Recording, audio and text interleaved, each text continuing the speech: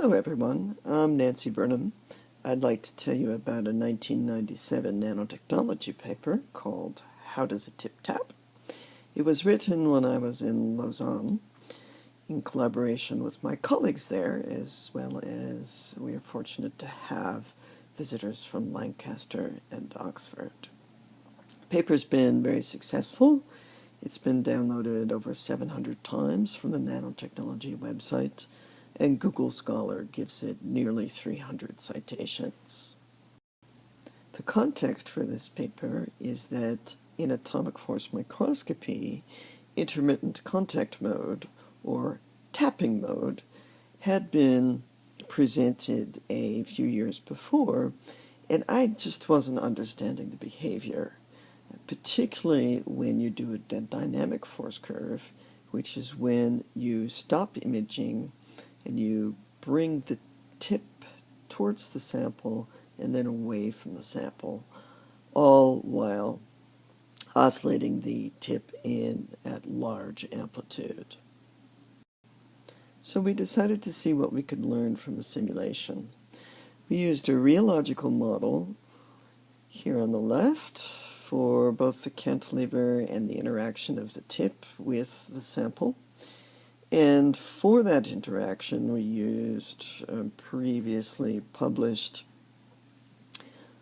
tip-sample interaction models, and it worked. We got some nice simulated data. These data I'm showing you here match very well some experimental data from a previously published paper by another group. One of the important things we learned is that the solutions are not unique, meaning that we could put in different combinations of input variables to get this same output data.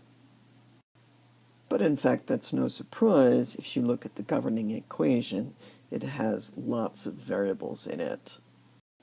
We went on to explore how different tip-sample interaction parameters affected the shape of the curve. Here, for example, is adhesion, and what we've plotted is the tip position as a function of time and the tip sample pressure as a function of time for 3 different works of adhesion. This dashed line represents the position of the sample surface, and you can see that for different adhesions you get different plots or spots on the dynamic force curve that the tip becomes trapped. You also see that pressures are on the order of 10 gigapascals down here. This exercise was very enlightening to me and was probably helpful to other people as well, which might account in part for the success of the paper. If you'd like to learn more, there is, of course, the nanotechnology website.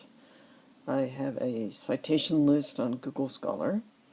Here is my lab website at Worcester Polytechnic Institute. And I have a series of AFM lessons at YouTube. Thanks very much for your attention.